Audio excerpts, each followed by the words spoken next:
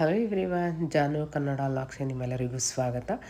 Friend, ಬೆಳಗ್ಗೆನೆ ಹೊರಗಡೆ ಬರೋಣ ಅಂದ್ಬಿಟ್ಟು ಈ ಡೋರ್ನ ತೆಗೆದ್ವಿ. ಆಲೇ ತುಂಬ ಬೆಳಕಾಗಿತ್ತು. ಒಂದು 7:20 ನೋಡಿದ್ರೆ ಎಲ್ಲ ಫುಲ್ಲು ಬೆಳಕು ಬರ್ತಿದೆ. ಬಟ್ ಮಾತ್ರ ಹಾಗೆ ಬೀಳೋ ಥರ ಇತ್ತು ವೆದರು. ಅದಕ್ಕೆ ಪಾಪನ ಹೇಳಿಸ್ಲಿಲ್ಲ. ಯಾಕೆಂದರೆ ಅವ್ರದ್ದು ಸ್ಕೂಲ್ ಡೇ ಇತ್ತು ಅಂದ್ಬಿಟ್ಟು ನಾನು ರಜೆ ಕೊಟ್ಟಿದ್ದರು ಅವರು. ನಾನು ಅದಕ್ಕೆ ಹೇಳಿಸ್ಲಿಲ್ಲ.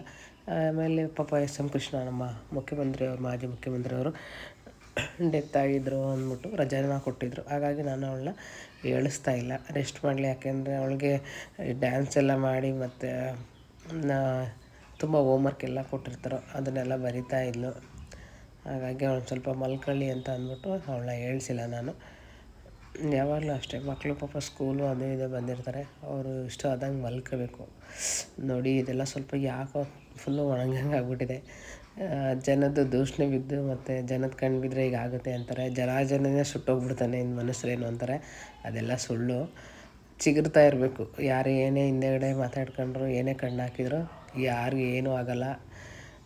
ನಮ್ಮ ಮೂಢನಂಬಿಕೆ ಅದೆಲ್ಲ. ನಾವು ಹೊಸ ಚಿಗುರು ಥರ ಈ ಸುಂದರವಾಗಿ ಲೈಫ್ನ ನಾವು ಲೀಡ್ ಮಾಡಿಕೊಂಡು ಹೋಗಬೇಕು. ಬನ್ನಿ, ನಾನು ಇದನ್ನು ತೋರಿಸ್ತೀನಿ. ನೋಡಿ, ಈ ಗುಲಾಬಿ ಅಂತೂ ನನಗೆ ತುಂಬ ಇಷ್ಟ. ಇದ್ರ ಎಲೆ ಒಂದೂ ಇಲ್ಲ, ಯಾಕೆಂದ್ರೆಲ್ಲ ಫುಲ್ಲು ಒಣಗೋದಂಗೆ ಆಗ್ಬಿಟ್ಟಿತ್ತು. ಅದನ್ನು ಕಟ್ ಮಾಡಿದ್ರು ಪಾಪ ಅದು ನೋಡಿ ಮೊಗ್ಗೆಲ್ಲ ಚೆನ್ನಾಗಿ ಚಿಗುರ್ತಾ ಇದೆ.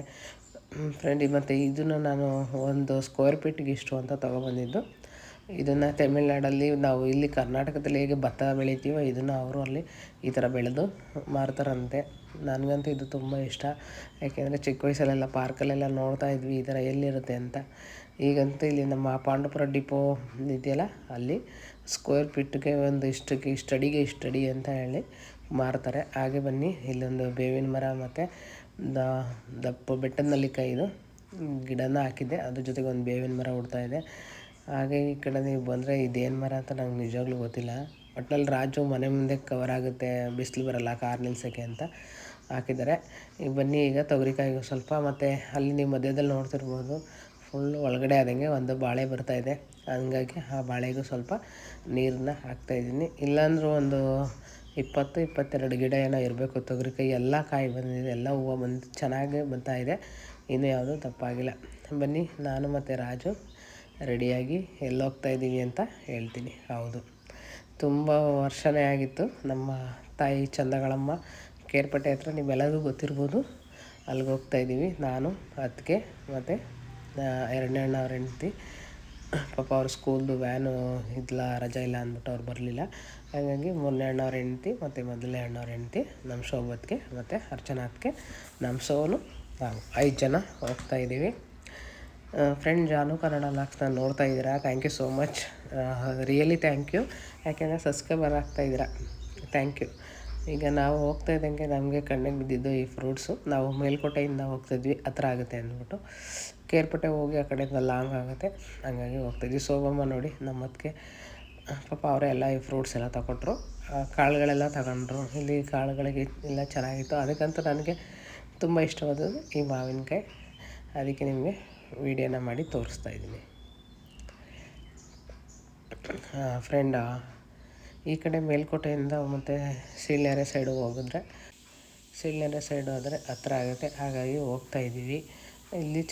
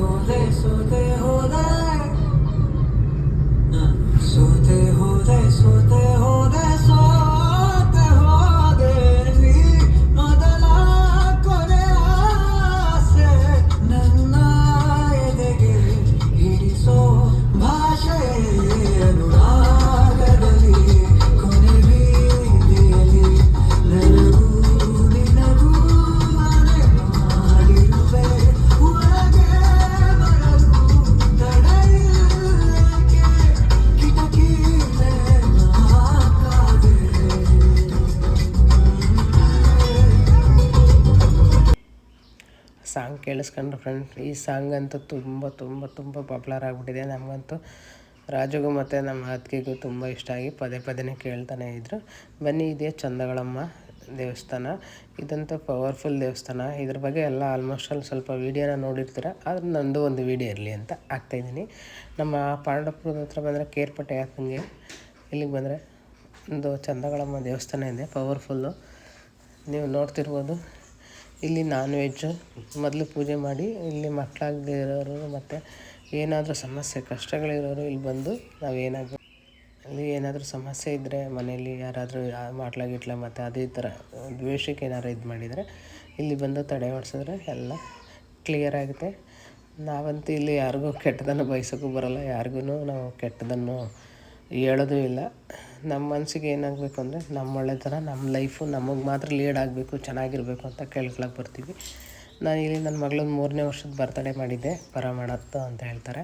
ಬಟ್ ನನ್ನ ಮಗಳಿಗೆ ಬರ್ತಡೇ ಮಾಡಿದ್ವಿ. 3ನೇ ವರ್ಷದ ತಾಯಿಗೆ ಹರಿಸ್ಕೊಂಡಿದ್ದೆ, ನನಗೆ ಮಕ್ಳು ಕೊಟ್ಟರೆ ನಾನು ಇಲ್ಲಿ ಬಂದು ನಿನಗೆ ಪರ ಮಾಡ್ತೀನಿ ಅಂತ. ಹಾಗಾಗಿ ನನ್ನ ಮಗಳಿಗೆ 3ನೇ ವರ್ಷದ್ದು, ಮೊದಲನೇ ವರ್ಷದ್ದು ಮನೆ ದೇವ್ರಿಗೆ ಮಾಡಬೇಕು ಅಂತ ಅಲ್ಲಿಗೆ ಮಾಡಿದ್ವಿ. 2ನೇ ವರ್ಷದ್ದು ಶ್ರೀರಂಗಪಟ್ಟಣ ನೀವೆಲ್ಲರೂ ಗೊತ್ತಿರುತ್ತೆ, ಅನಾಥಾಶ್ರಮದಲ್ಲಿ ಮಾಡೋಣ. ಯಾಕೆಂದರೆ ನನಗೆ ಮಕ್ಕಳೇ ಇರಲಿಲ್ಲ, ಹಾಗಾಗಿ ನನ್ನ ಮಕ್ಳಿಗೂ ತಂದೆ ತಾಯಿಯಾಗಿ ಮಾಡೋಣ ಅಂದ್ಬಿಟ್ಟು ನನ್ನ ಮಗಳ ಹೆಸರಲ್ಲಿ ತಟ್ಟೆ ಲೋಟ ಮತ್ತು ಬೆಡ್ಶೀಟು ಇಷ್ಟು ಅಮೌಂಟ್ ಅಂತ ಡೊನೇಟ್ ಮಾಡಿದ್ದೆ. ಈಗ 3ನೇ ವರ್ಷದ್ದು ನಾನು ಇಲ್ಲಿ ತಾಯಿ ಚಂದಗಳಮ್ಮನ ಹತ್ರ ಬರ್ತಡೇನ ಮಾಡಿದ್ದೆ. 4ನೇ ವರ್ಷದ್ದು ಬಂದು ಸಾಯಿಬಾಬಾ, 5ನೇ ವರ್ಷದ್ದು ಬಂದು ನಮ್ಮ ಅಪ್ಪ ಅವ್ರ ಮನೆಗೆ ಮಾಡಿಕೊಟ್ಟಿದ್ದೆ. ಒಂದು ಪುಟ್ಟದಾಗಿ ಅಪ್ಪ ಅಮ್ಮನ ಒಂದು ಮನೆ ಅಲ್ಲಿ ಮಾಡಿದ್ವಿ. ಹಾಗೆ ನನ್ನ ಮಗಳಿಗೆ ಒಂದು ವರ್ಷವೂ ಅವಳು ಲಕ್ಷ್ಮೀ ದೇವಿ ಅಲ್ವ, ಹಾಗಾಗಿ ಏನು ಮಾಡಬಾರ್ದು ಅಂತ ಅಂದ್ಕೊಂಡಿರ್ತೀವಿ. ಬಟ್ ಅವಳ ಬರ್ತಡೇ ತುಂಬ ಗ್ರ್ಯಾಂಡಾಗಿ ಆಗುತ್ತೆ. ಅವಳ ಅದೃಷ್ಟನೋ ಅದು ನಮಗೆ ಸಿಕ್ಕಿದ ಸೌಭಾಗ್ಯನ ಏನೋ ಗೊತ್ತಿಲ್ಲ, ಅವಳ ಬರ್ತಡೇ ತುಂಬ ಚೆನ್ನಾಗಿ ಆಗುತ್ತೆ. ಬನ್ನಿ ಫ್ರೆಂಡ್, ಇಲ್ಲಿ ಏನು ವಿಶೇಷತೆ ಅಂದರೆ ನಿಮ್ಮೆಲ್ಲರಿಗೂ ಹಂದಿ ಮರಿ ಮತ್ತು ಪಿಗ್ ಅನ್ನೋದು ಗೊತ್ತಿರುತ್ತೆ. ಇಲ್ಲಿ ತಾಯಿಗೆ ಹರಸ್ಕೊಂಡು ದೃಷ್ಟಿ ತೆಗೆಯೋದಕ್ಕೆ ಮತ್ತು ಏನಾದರೂ ಆಗ್ಬೋದು ನೋಡಿ, ನೀವೆಲ್ಲ ಅದೆಲ್ಲ ಚಿಕ್ಕ ಚಿಕ್ಕ ಹಂದಿ ಮರಿಗಳು. ಬೇಜಾರಾಗ್ತಾಯಿತ್ತು, ಬಟ್ ಏನೋ ತಾಯಿಗೆ ಆ ಥರ ಎಲ್ಲ ಅನ್ಕೋಬಾರ್ದು, ಅದನ್ನು ಹಾಕ್ಲೇಬೇಕಂತೆ ಮಾಡ್ತಾಯಿದ್ರು. ನೋಡಿ ಈಗ ಪೂಜೆನ ಮಾಡ್ತಿದ್ದಾರೆ. ಇಲ್ಲಿ ಹಣ್ಣುಕಾಯಿ ಒಳಗಡೆ ಎಲ್ಲ ಪೂಜೆ ಮಾಡೋಂಗಿಲ್ಲ, ಇಲ್ಲೇ ಮಾಡ್ಕೊಂಡು ತಾಯಿ ಹತ್ರ ಹೋಗಿ ನಮಸ್ಕಾರ ಮಾಡಿ, ಇಲ್ಲಿ ಕಾಯಿನ ಅಂಟಿಸೋ ಪದ್ಧತಿ ಇದೆ. ನಿಮ್ಮ ಮನಸ್ಸಲ್ಲಿ ಏನಿದೆ ಅದನ್ನು ಅಂಟಿಸ್ಕೋಬೋದು. ನೋಡಿ, ಇದು ಕೋಳಿ ಕಟ್ ಮಾಡೋದು ಮತ್ತು ಇದೆಲ್ಲ ನೋಡ್ತಿದ್ರಲ್ವ, ಹಂದಿ ಎಲ್ಲ ಕಟ್ ಮಾಡಿ ಅದಕ್ಕೆ ದೃಷ್ಟಿ ತೆಗೆಯೋದೆಲ್ಲ ಮಾಡ್ತಾರೆ. ಸ್ವಲ್ಪ ನಾವು ಒಂದು ಹೋಗೋಷ್ಟರೊಳಗಡೆ ಒಂದು 2:30 ಆಗಿತ್ತು. ನೋಡ್ತಾ ಇರ್ಬೋದು ನೀವು. ಅಷ್ಟೇನು ಮಂಗಳವಾರ ದಿನ ಮತ್ತು ಶುಕ್ರವಾರ ಭಾನುವಾರ ತುಂಬ ರಶ್ ಇರ್ತಾರೆ. ನೋಡ್ಬೋದು, ಇದೇ ನಮ್ಮ ತಾಯಿ ಚಂದಗಳಮ್ಮ. ಇಲ್ಲಿ ಯಾವುದೇ ಥರ ದೇವಸ್ಥಾನ ಮತ್ತು ತಾಯಿಗೆ ತುಂಬ ಗ್ರ್ಯಾಂಡಾಗಿ ಎಲ್ಲ ಸಕ್ಸಸ್ ಮಾಡೋದಾದ್ರೂ ಇಲ್ಲಿ ಏನೋ ಗ್ರ್ಯಾಂಡಾಗಿ ಮಾಡಬಾರ್ದಂತೆ, ಏನೋ ತಾಯಿದು ಆಜ್ಞೆ ಆಗಿದೆಯಂತೆ. ಯಾವುದೇ ದೇವಸ್ಥಾನನ ಕಟ್ಟಬಾರ್ದು, ಏನು ಇದು ಮಾಡ್ಬಾರ್ದು. ಇದು ಉದ್ಭವ ತಾಯಿ ಆಗೋದ್ರಿಂದ ಇದಕ್ಕೆ ಏನೇನು ಮಾಡಿಲ್ಲ. ನಮ್ಮ ದೊಡ್ಡಮ್ಮ ಹೇಳ್ತಾಯಿದ್ರು, ಇಲ್ಲಿ ಏನೋ ರೆಡಿ ಮಾಡಬೇಕು, ಎಲ್ಲ ಕವರಿಂಗ್ ಮಾಡಬೇಕು, ಚೆನ್ನಾಗಿ ದೊಡ್ಡದಾಗಿ ದೇವಸ್ಥಾನ ಮಾಡಬೇಕು ಅಂತ ಜಲ್ಲಿ ಮತ್ತು ಸಿಮೆಂಟು ಎಲ್ಲ ತಂದು ಎಮ್ಸೆಂಡ್ ಎಲ್ಲ ಹಾಕಿದ್ರಂತೆ, ಮರಳು ಎಲ್ಲ. ಆದರೂ ಬೆಳಕರೆ ಅಷ್ಟರೊಳಗಡೆ ಆ ಮರಳು ಜಲ್ಲಿ ಸಿಮೆಂಟ್ ಏನೂ ಇರಲಿಲ್ವಂತೆ. ಏನೋ ಗೊತ್ತಿಲ್ಲ, ತಾಯಿ ಮಹಿಮೆ ಇರ್ಬೋದು. ಹಿರಿಕರು ಏನು ಹೇಳಿದ್ರು ಅದನ್ನು ಪಾಲಿಸ್ಬೇಕು, ದೊಡ್ಡದು ಕೇಳಬೇಕು. ಪೂರ್ವಿಕರು ಮಾಡಿರೋದೆಲ್ಲ ಒಂದು ಒಳ್ಳೆಯದಕ್ಕೆ. ಹಾಗಾಗಿ ತಾಯಿಗೆ ಯಾವುದೇ ದೇವಸ್ಥಾನ ಆಗಲಿ ಏನೇ ಗ್ರ್ಯಾಂಡಾಗಿ ಏನು ಮಾಡಲ್ಲ. ಆದರೆ ಇದು ಪವರ್ಫುಲ್ ತಾಯಿ. ಬನ್ನಿ ಒಂದು ಸಲ ನೀವು ಕೇಳ್ಕೊಂಡು ಹೋಗಿ, ನಿಮ್ಗೇನು ಕಷ್ಟ ಇದೆ ಅದನ್ನು. ನಂಬಿಕೆನೇ ದೇವರು. ಬನ್ನಿ ಇವಾಗ ಕಾಯಿನ ಅಂಟಿಸೋಣ. ಇಲ್ಲೇನು ಅಂತಂದರೆ ನೀವು ಏನು ಅಂದ್ಕೊಂಡಿರ್ತೀರ ಅದನ್ನು ಇಲ್ಲಿ ಇಟ್ಟು ಕಾಯಿನ ಇಟ್ಟು ಕೇಳ್ಕೊಂಡ್ರೆ ಅದು ಕಚ್ಕೊಂಡು ಈ ಥರ ಬೀಳಬೇಕು. ಒಂದು 2 ನಿಮಿಷ ತಾಯಿಗೆ ನಾವು ಅದನ್ನು ಹರಕೆನ ಸಲ್ಲಿಸೋ ಥರ ಇಟ್ಟು ನಾವು ಬೇಡ್ಕೋಬೇಕು. ಇಲ್ಲೊಂದು ಪದ್ಧತಿ ಏನಂದರೆ, ಇಲ್ಲಿ ಪೂಜೆ ಎಲ್ಲ ಮಾಡಿಸಿ ಆದಮೇಲೆ ಒಳಗಡೆ ಎಂಟ್ರೆನ್ಸ್ಗೆ ನಾನ್ ವೆಜ್ ಏನು ಟಚ್ ಇಲ್ಲ, ಹೊರಗಡೆ ಎಲ್ಲನೂ ಮಾಡಿ ಪೂಜೆ ಮುಗಿಸಿ ನಂತರ ಹೋಗಿ ನೀವು ಕೋಳಿನ ಕಟ್ ಮಾಡೋದು, ಕುರಿನ ಕಟ್ ಮಾಡೋದು ಆ ಥರ ಮಾಡಿ ಇಲ್ಲಿ ತಾಯಿಗೆ ಪರನ ಮಾಡ್ಬೋದು. ನಾನು ಅಷ್ಟೇ 3ನೇ ವರ್ಷ ನನ್ನ ಮಗಳಿಗೆ ಮಾಡಿದ್ವಿ. ನೋಡೋಣ, ತಾಯಿ ಶಕ್ತಿ ಕೊಟ್ಟರೆ ಇನ್ನೂ ಒಂದು ಸಲ ಮಾಡ್ತೀನಿ.